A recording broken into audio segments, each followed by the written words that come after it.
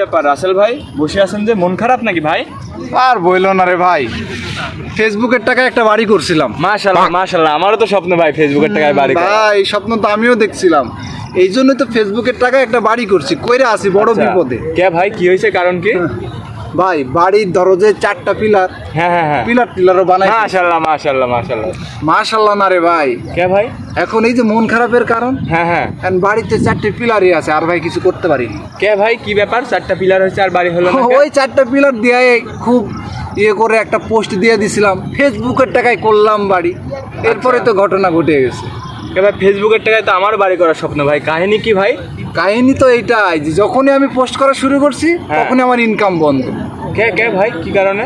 আরে ভাই এই ইনকাম তো আমার ছিল স্টারের ইনকাম, মানে মানুষ আমার স্টার দিত। যখন আমি ফেসবুকে এটা পোস্ট করছি যে ফেসবুকের টাকায় কিনলাম বাড়ি, আচ্ছা। তখন তো স্টার সেন্টাররা মনে করছে আরে শালা আমি দিই টাকা আর আমার টাকায় রাসেল করতেছে বাড়ি, না না এটা তো মাইনে নেওয়া যায় না। ওহো। তখন তারা কি করছে, আমার স্টার দেওয়া বন্ধ করে দিছে, আর আমার এই যে বাড়ি ধরো যে 4টি পিলার, এই হ্যাঁ। পিলার ছাড়া আর কিছু না। ওহো, আর কিছু করতে ভাই, পারতেছি তাহলে তো ঠিকই আছে। লোক তোমাকে স্টার দিচ্ছে, তুমি লোকের টাকায় করবে বাড়ি। তুমি ফেসবুকের উপর ভরসা করো, সুন্দর সুন্দর ভিডিও বানাও, কন্টেন্ট বানাও, মার্ক জোকারের উপরে ভরসা করো, দেখবে ফেসবুক তোমার টাকা দিবে। ও ভাই, তাহলে ঠিকই আছে, লোকের টাকায় বাড়ি করবে, তোমার বাড়ি কি থাকবি নাকি? থাকো ভাই, আমি চলে গেলাম, আল্লাহ হাফেজ।